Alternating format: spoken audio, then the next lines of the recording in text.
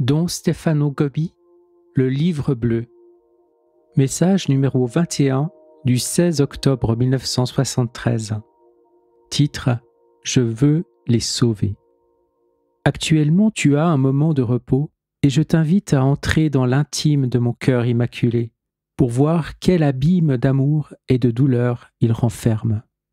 Mon cœur est un cœur de maman, un cœur vrai, vivant, de maman vraie et vivant pour ses enfants.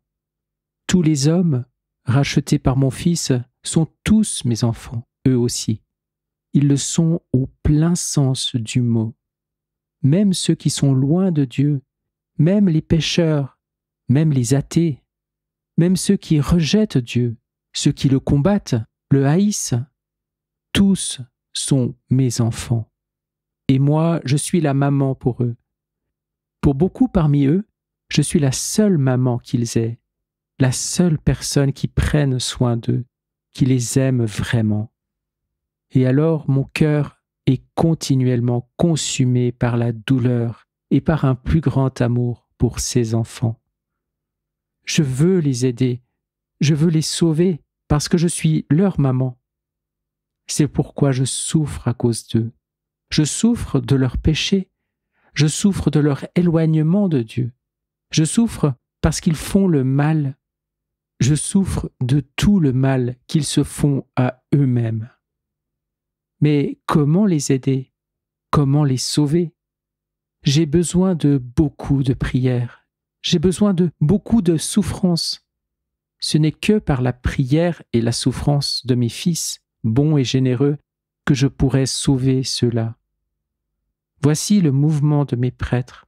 Il est voulu par moi pour réparer l'immense dommage causé par l'athéisme dans d'innombrables âmes, pour restaurer en d'innombrables cœurs violés l'image de Dieu, le visage miséricordieux de mon Fils Jésus. Mes prêtres sont mes restaurateurs. Ils recomposeront en d'innombrables âmes le visage de Dieu et ramèneront ainsi beaucoup de mes enfants de la mort à la vie. Ils seront aussi les vrais consolateurs de mon cœur douloureux. Mais mon cœur est aussi le cœur immaculé, c'est-à-dire un cœur de maman qui n'a jamais été terni par aucune ombre, par aucun péché, limpide comme une source, clair comme la lumière. Et maintenant, il est lui-même comme submergé par toute la boue qui a submergé le cœur et l'âme de tant de mes enfants. Véritablement, le démon de la corruption, l'esprit de luxure, a séduit toutes les nations de la terre. Plus aucun ne se sauve. Ce voile de mort s'est étendu sur le monde et les âmes sont contaminées avant même qu'elles ne s'ouvrent à la conscience de la vie. Les prêtres de mon mouvement doivent restaurer dans les âmes la pureté et ils doivent lutter avec fermeté contre le démon de la luxure dans toutes ses manifestations. Ils doivent combattre la mode de plus en plus indécente et provocante. Ils doivent combattre la presse qui propage le mal. Ils doivent combattre les spectacles qui sont la ruine des mœurs. Ils doivent lutter contre la mentalité courante qui légitime et justifie tout, contre la morale ambiante qui permet tout. Surtout, les prêtres devront être purs, très purs. Je les recouvrirai de mon manteau immaculé et je ferai d'eux des hommes nouveaux, des prêtres intègres et immaculés. À ceux qui sont tombés, je donnerai une nouvelle pureté. Je les appellerai à une seconde et plus belle innocence de douleur et d'amour. Je veux que ce soit le mouvement de mes prêtres qui ramène le parfum de la pureté dans le monde. Car ce n'est que sur la vague de ce parfum que mon Fils Jésus redeviendra le roi des cœurs et des âmes. Voilà, mes prêtres bien-aimés, ce que signifie m'être consacré. Cela veut dire vivre pour moi. Cela veut dire sentir comme moi, aimer et souffrir avec moi, en vue des grands moments qui vous attendent. Message numéro 22 du 20 octobre 1973, titre « La lumière de l'Évangile ». Tu vois combien tout te fatigue et te laisse comme vide quand tu ne fais pas tout avec moi. Et tu te demandes, mais pourquoi m'arrive-t-il cette chose étrange ? Ne sont-ce pas les mêmes choses qui, auparavant, me prenaient tant et m'absorbaient tout entier ? Que s'est-il passé en moi ?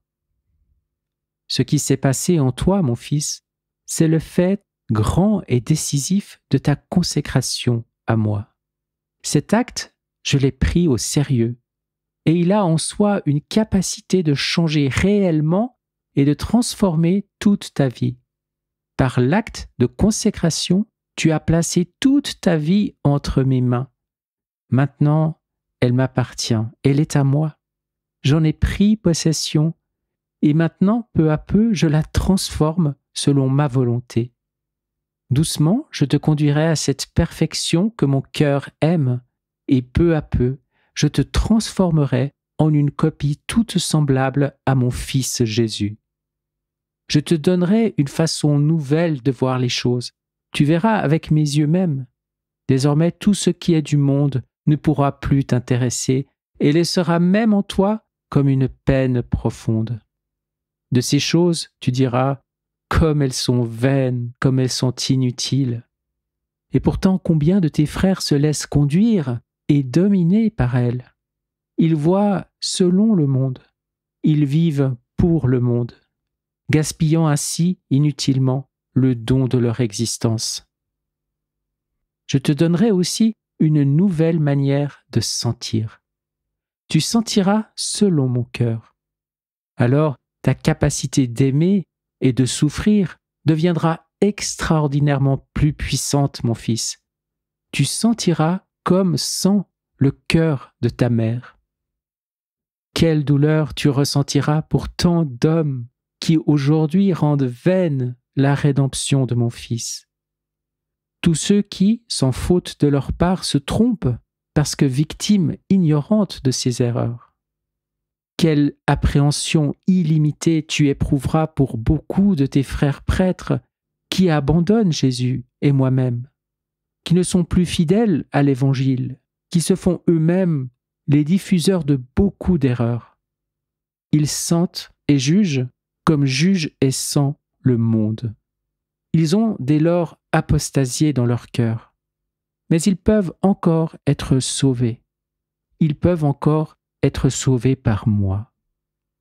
Et je te donnerai une nouvelle façon de penser. Tu penseras selon le cœur de Jésus et selon mon cœur maternel, voyant toutes choses en Dieu et par Dieu selon l'esprit de sagesse. Je te donnerai la sagesse du cœur. Voilà comment doivent être les prêtres de mon mouvement. Puisqu'ils se sont consacrés à moi, ils doivent sentir, voir et penser comme moi, avec moi, parce que je veux prendre possession de toute leur vie. Je veux la transformer, en faire l'image de mon Fils Jésus, le premier-né de tant d'autres de mes fils. Qu'ils se laissent former par moi, comme de petits enfants, avec beaucoup de confiance et beaucoup d'abandon. Alors, par leur intermédiaire, resplendira de nouveau la lumière de l'Évangile dans ce monde envahi par la ténèbre. Message numéro 23 du 30 octobre 1973, titre « Toujours avec le pape ». Ce soir, ô mon fils, je veux te faire connaître la tendresse que mon cœur de maman éprouve pour le vicaire de mon fils, le pape. En ces moments si douloureux pour l'Église, le pape se trouve seul pour vivre, comme mon fils Jésus au jardin de Gethsémani, ses heures d'agonie et d'abandon. Ce sont pour lui des moments d'angoisse profonde. Son cœur est comme oppressé par une tristesse mortelle et une croix d'indicible souffrance marque les heures de sa journée. Je suis auprès de lui comme une maman pour le réconforter et le soutenir. Toute la souffrance et toute la rébellion du monde laissent dans le cœur du pape une blessure profonde, de même que tous les péchés du monde se sont accumulés sur le cœur de mon fils durant les heures de son atroce agonie. Ce qui fait souffrir le cœur du pape, c'est ce monde si éloigné de Dieu. C'est la négation de Dieu de la part de tant d'hommes. C'est la vague de révolte et de boue qui grandit de plus en plus et voudrait tout submerger. Ce qui fait souffrir le cœur du pape, ce sont la solitude et l'abandon dans lesquels il est laissé. La douleur la plus intime et la plus grande de mon fils aux heures de son agonie a été la trahison de Judas et l'abandon de ses plus chers amis quand humainement il avait le plus besoin d'eux. Actuellement, le pape souffre de la trahison et de l'abandon de beaucoup. Même certains de ses plus proches collaborateurs lui désobéissent souvent et l'entravent. De nombreux prêtres tant aimés de lui s'opposent à lui. Beaucoup de mes fils, victimes de Satan, le raillent, le condamnent. Combien qui pourtant se disent chrétiens et catholiques, chaque jour le critiquent, le contestent, le jugent. Pour mon Église, c'est véritablement l'heure du pouvoir des ténèbres. Toi qui m'es consacré, ô mon Fils, toi qui veux être la joie et le réconfort de mon cœur douloureux, fais-toi le puissant interprète de ma profonde appréhension, de ma plainte de maman. Console le cœur du pape de ton amour filial, de ta prière. Partage sa souffrance. Aide-le à porter sa croix aujourd'hui trop lourde. Voici comment, dans l'Église, je veux les prêtres de mon mouvement. Ils doivent être les amis, les consolateurs, les défenseurs du pape. Les amis, car ils combleront sa solitude par beaucoup d'amour et de prière. Ils seront toujours avec lui, même au moment du grand abandon. Ils porteront aussi avec lui sa croix, quand, à l'exemple de mon fils, il devra gravir le chemin du calvaire. Auprès du pape, sur la croix, et avec moi, la maman, je veux qu'ils soient ses amis les plus chers, les prêtres de mon mouvement. Les consolateurs, car ils allégeront son abandon et sa souffrance, et ils ne craindront pas de partager comme lui le sort qui attend aujourd'hui ce que j'ai préparé à l'ultime immolation pour le salut du monde. Les défenseurs, car ils lui seront toujours fidèles, ils combattront contre tous ceux qui le contestent et le calomnient. À Fatima, j'ai annoncé de tels moments pour le Saint-Père, mais je lui ai promis aussi ma spéciale assistance et ma défense. Je le défendrai et l'assisterai par votre intermédiaire, ô mes prêtres. Vous êtes ma cohorte prête à combattre pour l'Église et pour le pape. C'est ainsi que vous serez fidèles à l'Évangile et que grâce à vous, je remporterai ma plus grande victoire. Message numéro 24 du 31 octobre 1973. Titre « Des mains de mon adversaire ».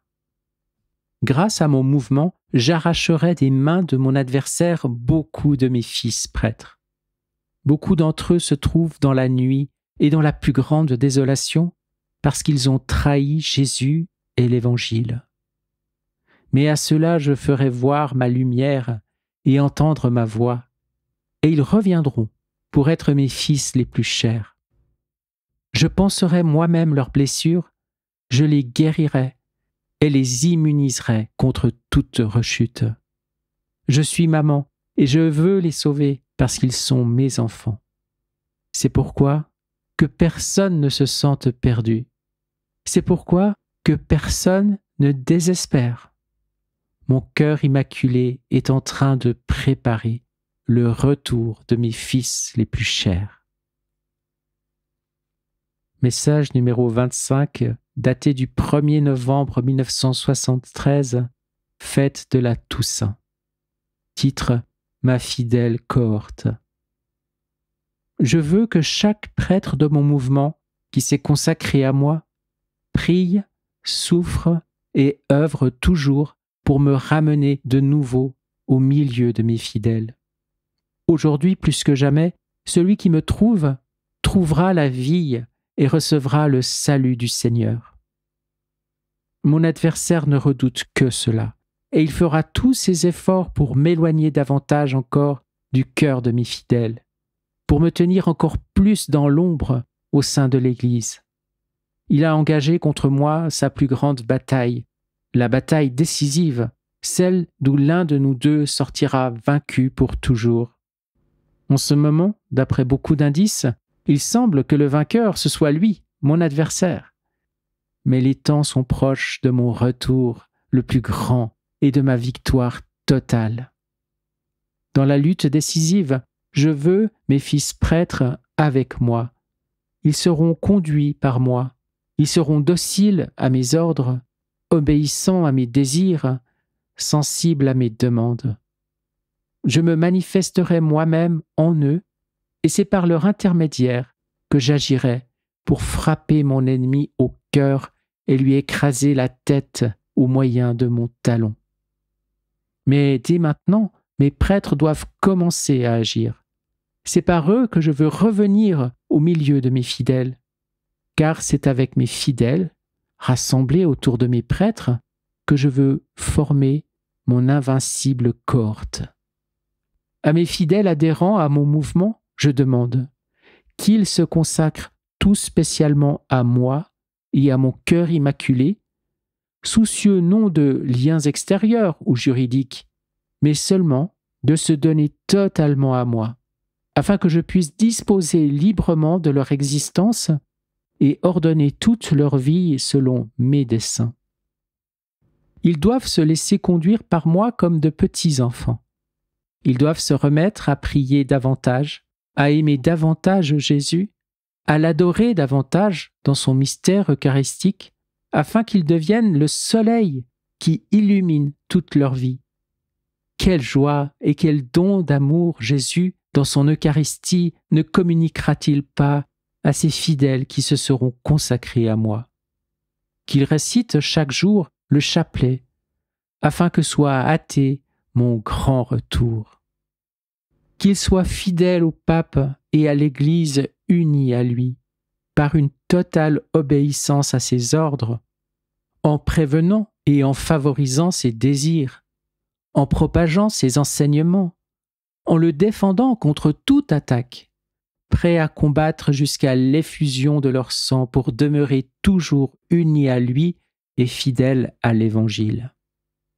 Le temps est proche où seuls ceux qui seront avec le pape réussiront à demeurer dans la foi de mon Fils et à échapper à la grande apostasie qui se répandra partout. Qu'ils observent les commandements de Dieu et réalisent tout ce que mon Fils Jésus a enseigné pour qu'ils soient ses véritables disciples. C'est ainsi qu'ils seront un bon exemple pour tout le monde. Qu'ils le soient spécialement par un mode de vie austère, par le refus d'une mode de plus en plus provocante et impudique, en luttant de toutes les manières possibles contre la diffusion de revues et de spectacles immoraux et contre ce continuel débordement d'une mer de boue qui submerge tout. Qu'ils soient un bon exemple pour tous par leur pureté, leur sobriété et par leur modestie. Qu'ils fuient tous les lieux où l'on profane le caractère sacré de leur personne.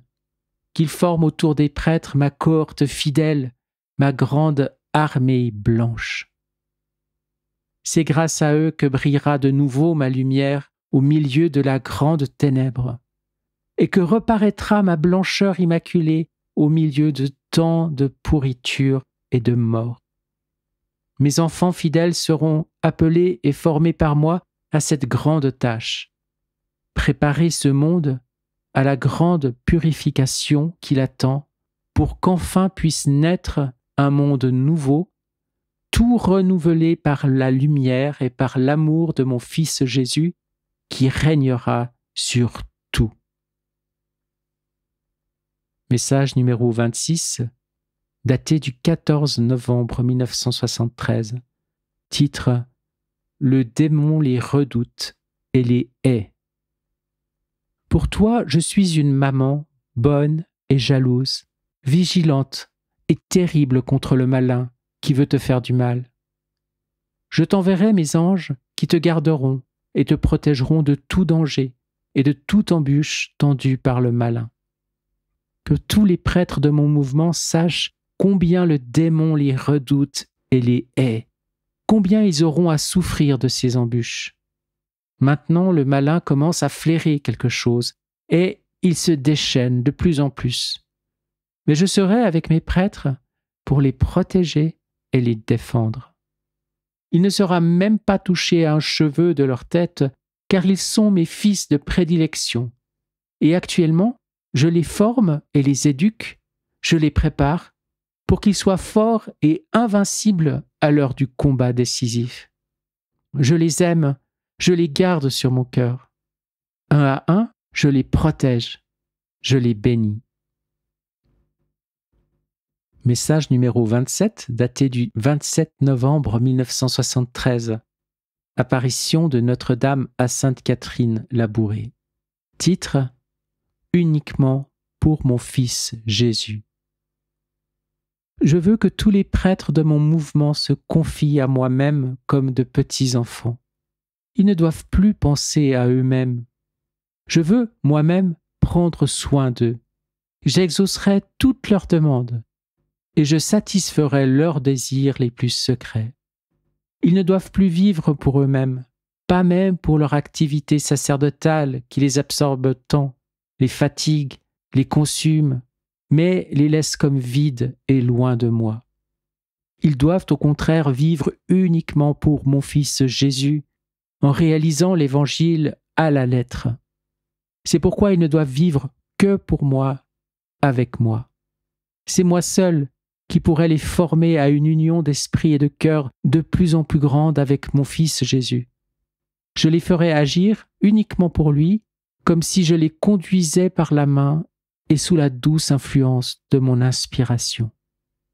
Alors, ils feront encore les mêmes choses, mais de façon tellement différente. Car ce seront les mêmes choses faites par eux avec moi. En eux, je me manifesterai, et c'est grâce à eux que je pourrai réaliser mon grand dessein de salut. Mais j'ai besoin que ces prêtres deviennent de plus en plus miens, dans le silence, dans la prière, dans l'humilité et dans l'équilibre. C'est une belle action quand ils parlent de moi, mais c'est une action beaucoup plus agréable à mon cœur quand ils me vivent. Je veux revivre en eux pour revenir comme maman au milieu de mes enfants. Qu'ils soient dociles, qu'ils soient humbles, qu'ils soient bons avec tout le monde, surtout avec ceux qui sont les plus éloignés de Dieu, avec ceux qui sont perdus, avec ceux qui sont désespérés. À ces prêtres, je veux donner mon cœur. C'est pourquoi qu'ils s'habituent à vivre toujours en mon cœur maternel. Qu'ils ne se soucient de rien, je penserai moi-même au reste, à tout le reste, afin que s'accomplisse mon grand dessein d'amour. Message numéro 28, le 1er décembre 1973, premier samedi du mois. Titre « L'esprit de rébellion contre Dieu ». Commence cette nouvelle année liturgique par beaucoup de prières. Dans mon cœur, tu trouveras un refuge assuré contre les nombreux troubles de la vie d'aujourd'hui. Troubles, angoisses et tribulations sont destinés à grandir de jour en jour, parce que l'humanité, rachetée par mon Fils, s'éloigne de plus en plus de Dieu en transgressant sa loi. Le démon de la luxure a tout contaminé. Mes pauvres enfants, comme vous êtes malades et atteints.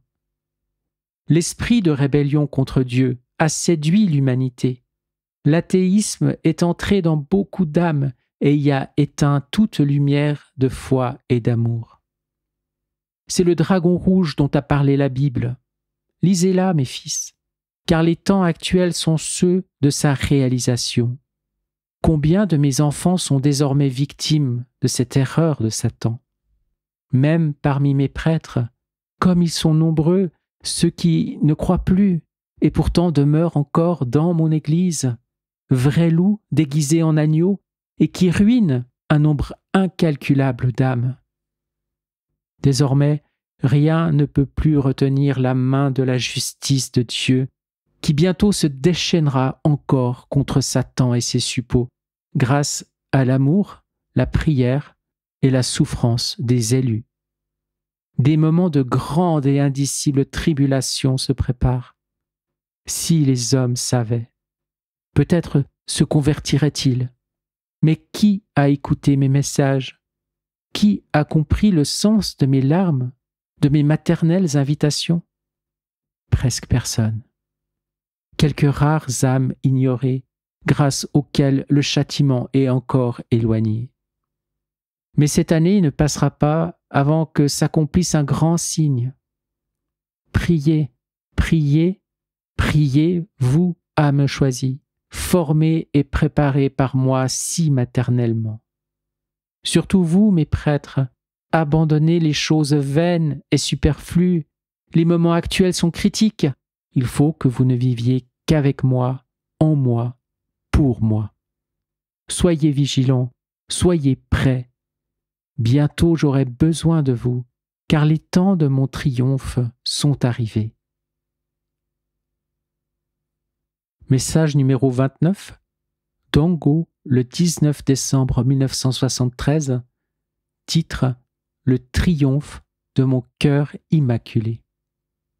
Ce matin, ô mon fils, tu es venu avec ta maman dans mon sanctuaire devant l'image de la Vierge aux larmes. Je t'ai choisi dès ta petite enfance. Je t'ai toujours conduit par la main.